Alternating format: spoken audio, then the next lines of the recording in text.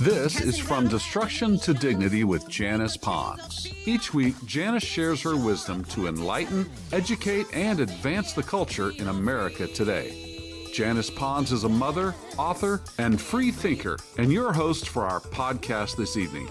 Now let's join your host, Janice Pons. Greetings, greetings, greetings. Come on in. Welcome, welcome, welcome. My name is Janice Pons. I am the host on this podcast, From Destruction to Dignity, Clinical Perspectives, Spiritual Truths. Tonight, we're going to continue our journey as we the people. We've been focused on a specific path for months, for years. Yes, you have been continually coming here. Thank you so much. As we focus on this path of understanding our nation, how it's structured, how it's supposed to work. Our great flag behind us is a symbol that represents our nation. This seal is to remind us of praying for the president of the nation. That's so important for us to remember that. I'm continuing to pray for those 265,900,000 Americans who it was determined last year were living paycheck to paycheck, barely making ends meet. Guys, let's target those people. Let's target that things turn around. Let's pray. We're praying for one another. It was hard in 2024.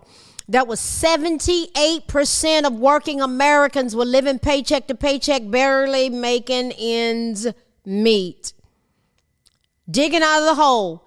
We got a long ways to go, and some of them are still struggling. And we're believing each month that things are going to get better. Almost 80%, 79 to 80% of Americans said last year the country was going in the wrong direction. The majority of us made a stand regarding our position of what was important in this nation. We issued a mandate loud and clear. We had an election. We, the people, spoke loud and clear of what was really important to us in light of all the dynamics that were presented to us. I've repeated over and over again, leadership matters. Who needs to be the leader of America? What is at stake? What was at stake? Did it matter? Did it matter at all? Who was in charge? Well, that determination has been made. Oh, yeah. We spoke loud and clear. So tonight, we're going to examine something that has generated a lot of discussion in our nation surrounding all of this. Some Americans view our president as someone to be consistently, constantly, continually opposed. I've never, in the time of my being a citizen in America, I've observed 13 different presidents, 13. I've never seen one as opposed as greatly as President Trump has been opposed. When I was growing up as a little girl, we had a new president, and there was a basic respect that was shown to our president, even if we didn't agree with him.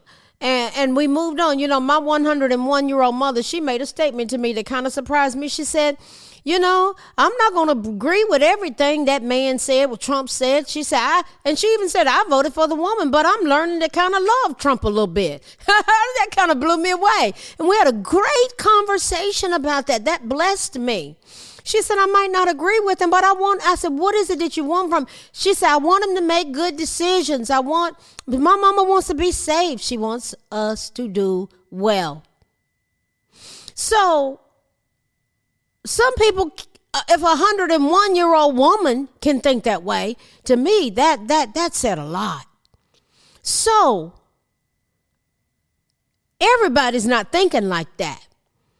So there are certain things that we have got to pray about, guys. We're in spiritual warfare. The weapons of our warfare are not carnal. They're not human. They're not flesh and blood, but they're mighty through God to the pulling down of strongholds. There are strongholds that had a grip on this nation, and we were going in the wrong direction.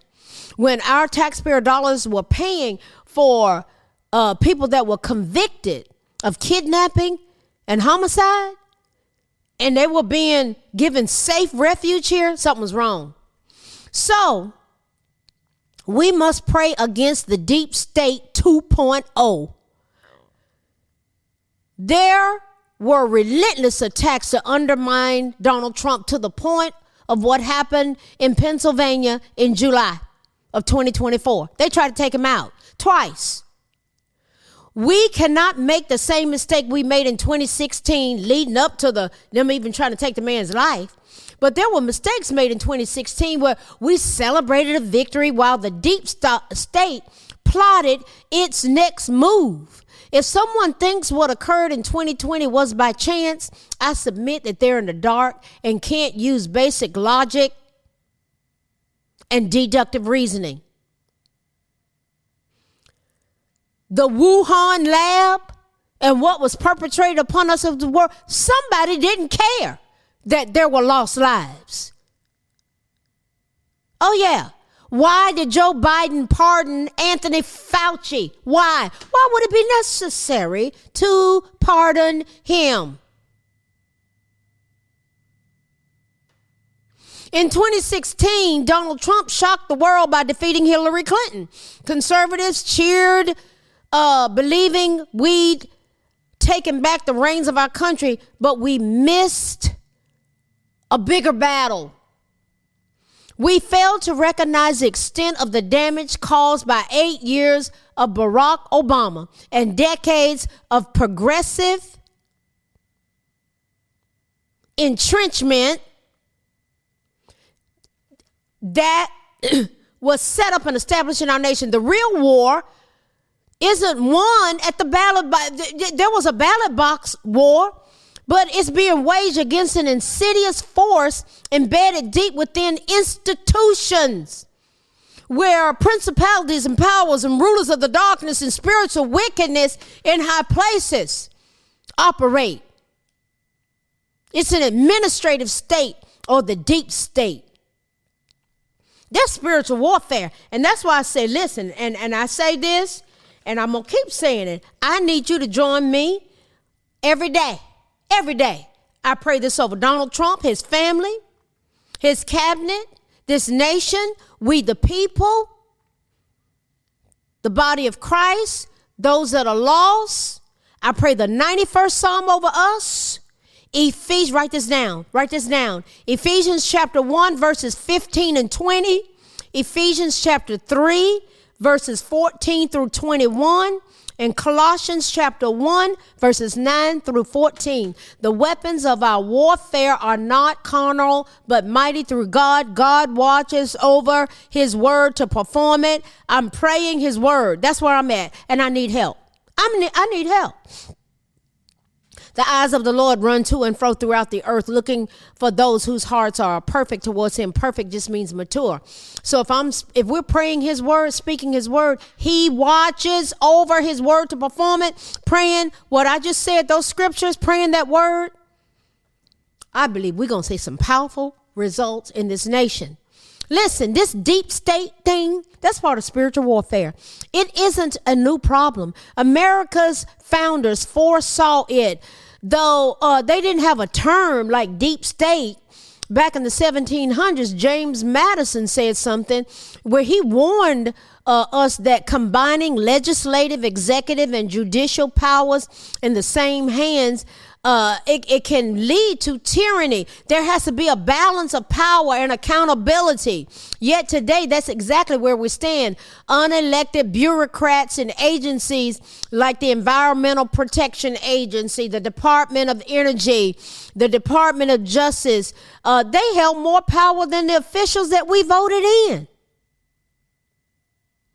And then the president can be in office for 8 years, but then we have is there a need for term limits? Because we got folk in there that been in there 30 and 40 years.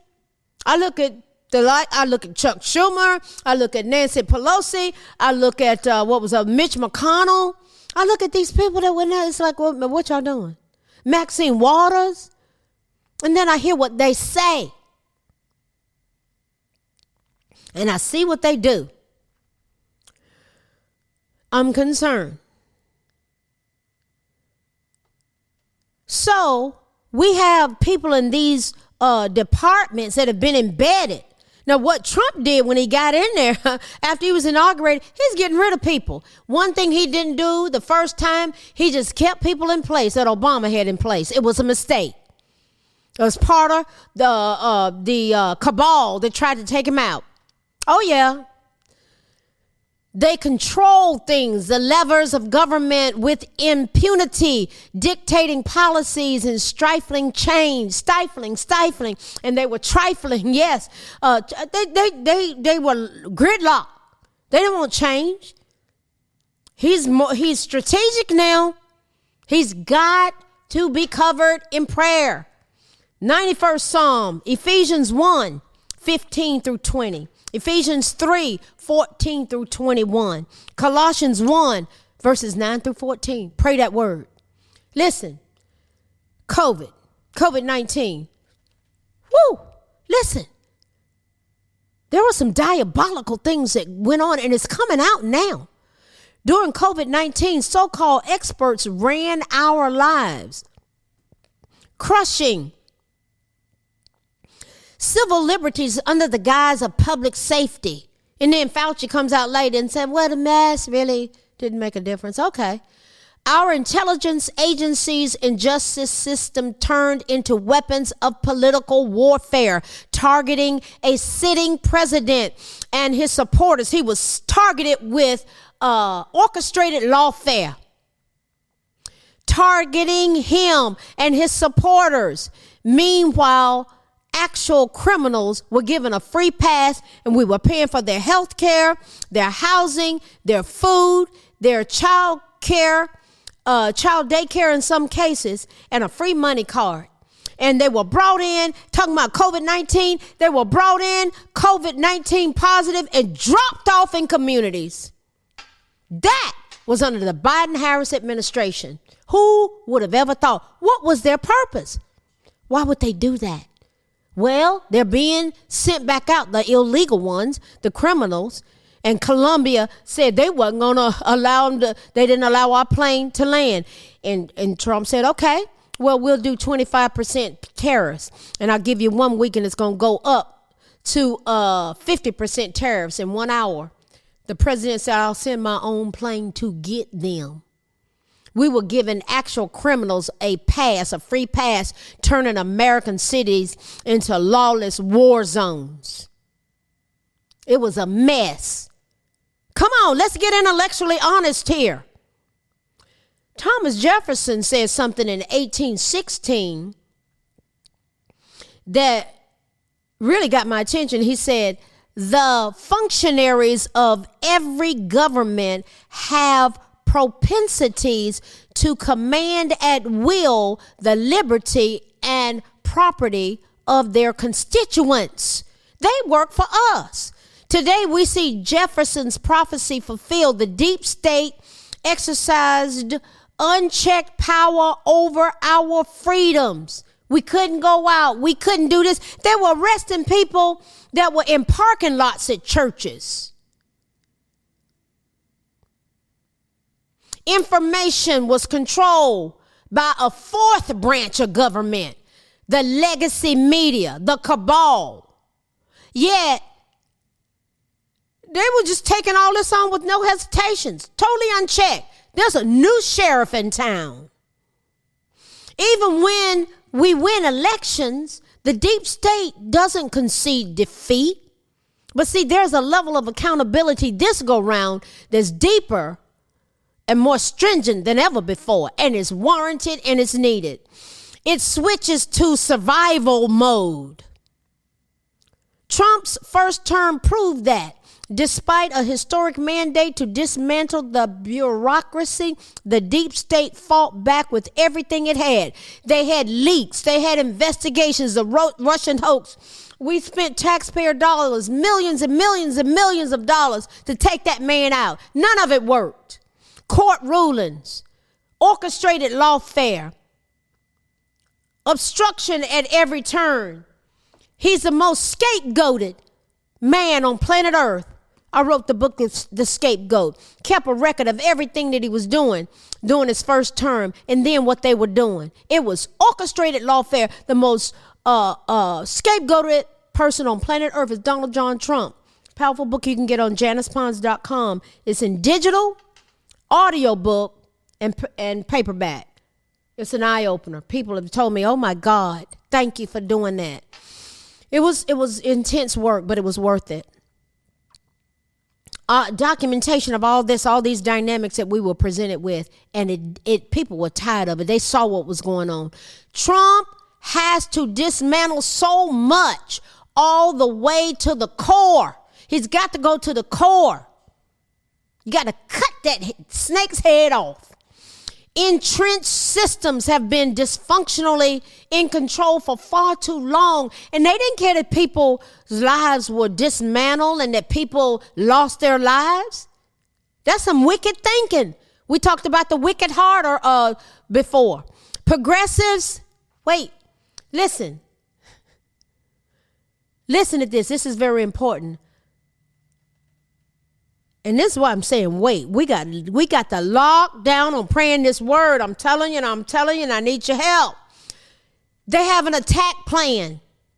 But if we take unto us the whole armor of God and pray that word and stand together in agreement, if my people are called by my name, will humble themselves and pray. I'm telling you what, there's a lot at stake. They hadn't hidden it before, but there's a level of accountability now they didn't have before. Listen to the mindset of some of them. There was Representative Wiley Nickel, a Democrat from North Carolina. This is what he said. He was boasting. Listen how people think. He boasted about forming a shadow cabinet. For what? Why do we need a shadow cabinet? Shadow government. He was talking about boasting about having a shadow cabinet to govern alongside the deep state, regardless of who's in the White House. He called it democracy's insurance policy. Let's be clear, it's not insurance. It's called sabotage. Vote. Somebody need to run against that man. Vote him out. Anybody vote that's talking like that, they're not for we the people. It's part of that cabal. They'll employ a top-down, bottom-up, inside-out strategy to overwhelm and collapse any effort to reform the system. But the system needs to be reformed. That's why we got to pray and have people in position to run for office. From the top federal judges and shadow officials, they want to, and they had done before, block Trump's move. And that's going to happen now. But we have a GOP trifecta that we didn't have before. Governors in blue states like California and New York, they were gearing up to resist federal authority. During Trump's first term, California filed about 100 lawsuits against his administration. Expect more of the same during his second term, but he has more going for him this time. He has a GOP trifecta. From the bottom, progressive groups like the American Civil Liberties Union will flood the streets. They have done it before. But I really believe there's been a change with people's hearts. They saw the dynamics that we were presented with for 4 years, and they got tired. They saw that the focus that the Biden-Harris, they were trying to get voters, bringing people in illegally, COVID positive, dropping them off in communities, using up our resources. Oh yeah, people got, ask those black folk in Chicago and those black folk in New York that protested and spoke out and said all of our resources are gone. Oh yeah, they were speaking up. So they didn't vote a straight Democratic ticket anymore. So they voted for Trump. There are those that redefined their tactics since 2016 and 2020.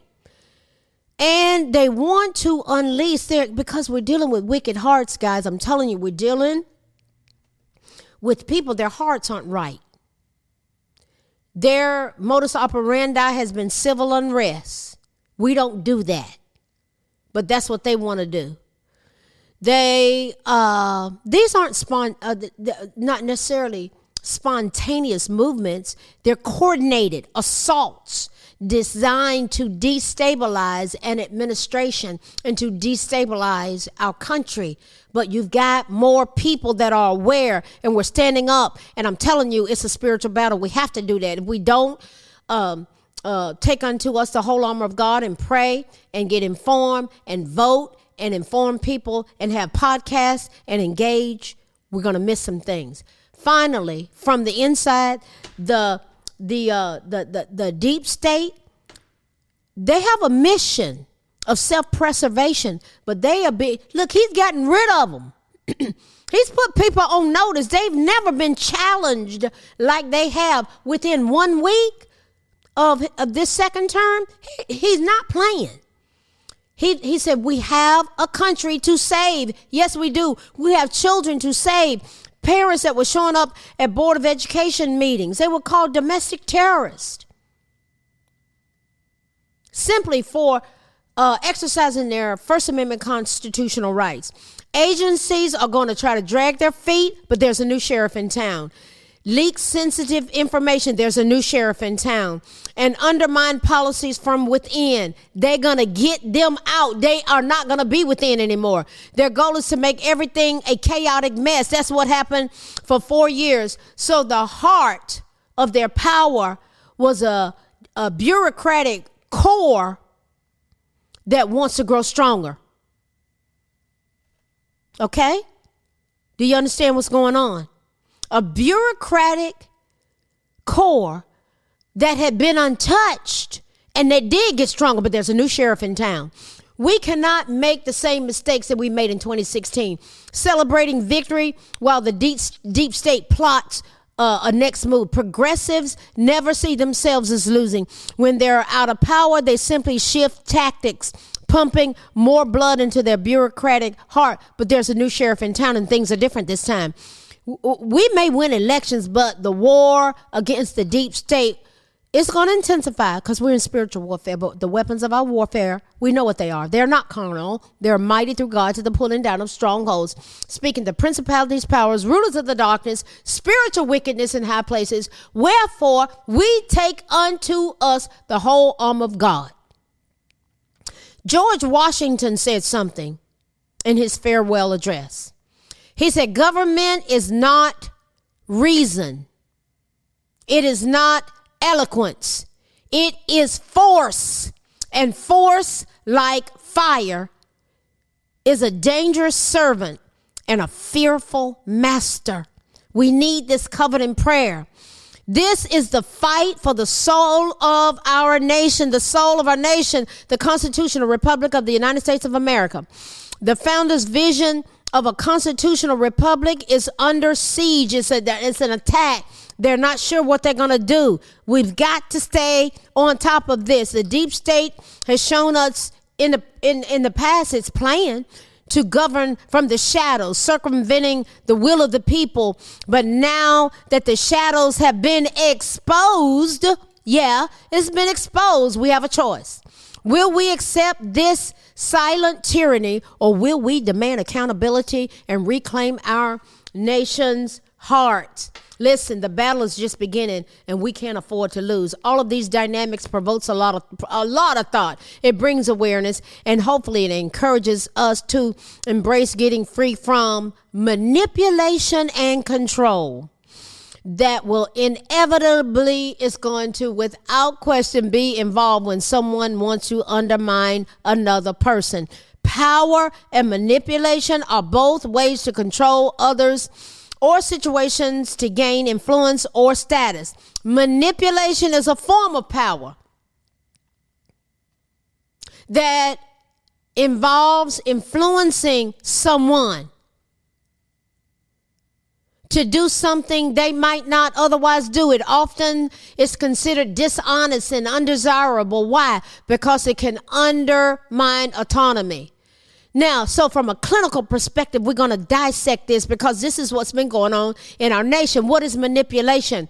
It's a form of power that involves influencing someone to do something that they might not otherwise do. It often is considered dishonest, and it undermines that autonomy that we want to maintain. What is power? It's a form of indirect control over others or situations to gain a form of status or elevated level of influence. That's what had a grip on us for 4 years.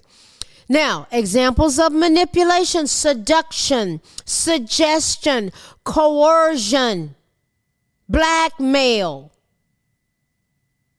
persistent attention, love, flattery, lying, time pressure, manipulation.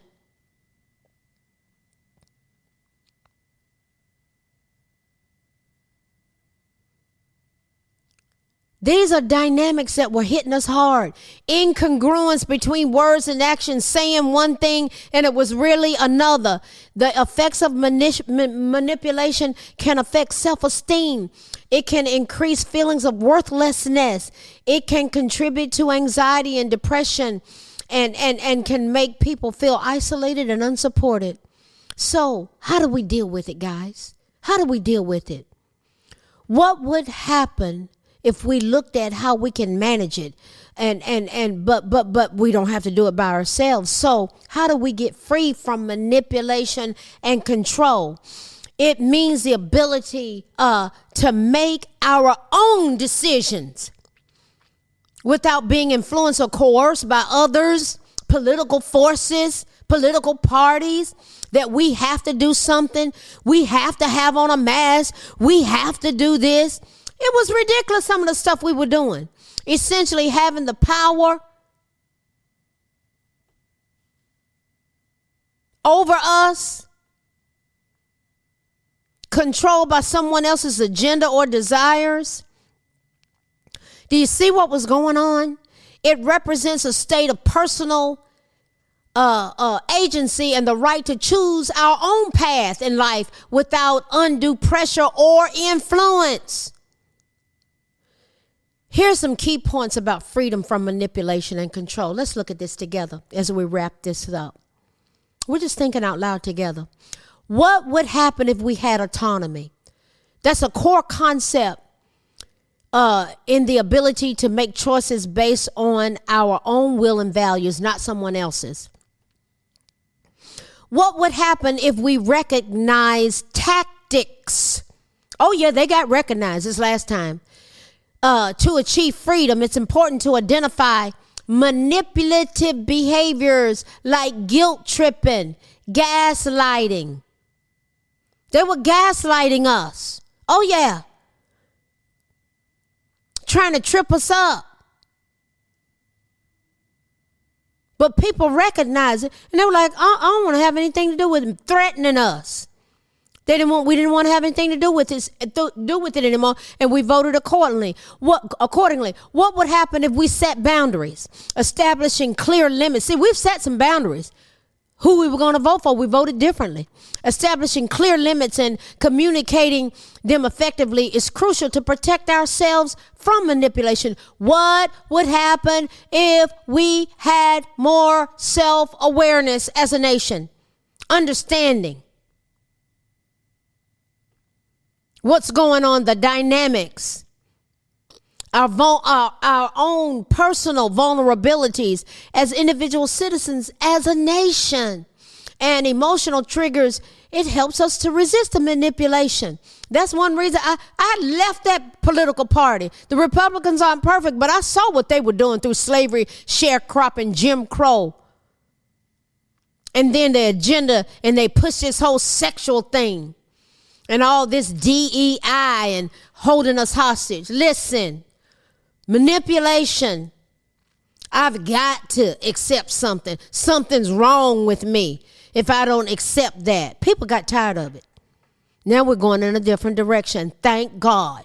What have we looked at tonight? It's a lot going on, guys. We looked at the power of getting on the same page, the dynamics of political undermining. They were undermining us, guys. And our clinical perspective was freedom from manipulation and control because we got tired of it. And we voted accordingly. Listen, we are one nation under God. Yes, we are. I want to thank you for coming tonight.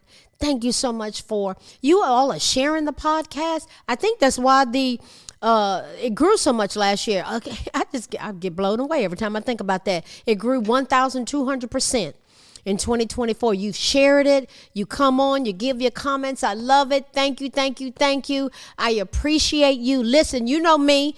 We're going somewhere. We're expecting, when we get there, it's expecting us. Oh, yeah, this is going to be a stellar year. I want you to keep coming back. We're going to keep praying for our nation. Remember those prayers we're praying together. This is one nation, America. I really believe this is going to be a powerful year. I really do. I appreciate you guys. I love you guys. I appreciate you coming every Monday night.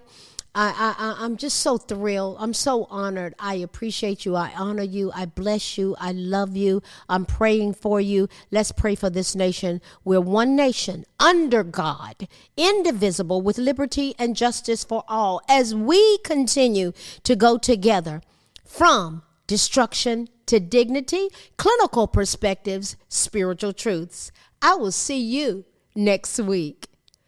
Good night. Thanks for listening to this week's episode of From Destruction to Dignity with Janice Pons. Janice's mission is to provoke thought, bring awareness, and point people towards intervention when needed. As a reminder, this show is not therapy, but for educational purposes only. For more information, check out JanicePons.com or follow her on social media. We are one power, strength is ours, liberty, been set free, education, affirmation, dedication, information, revelation.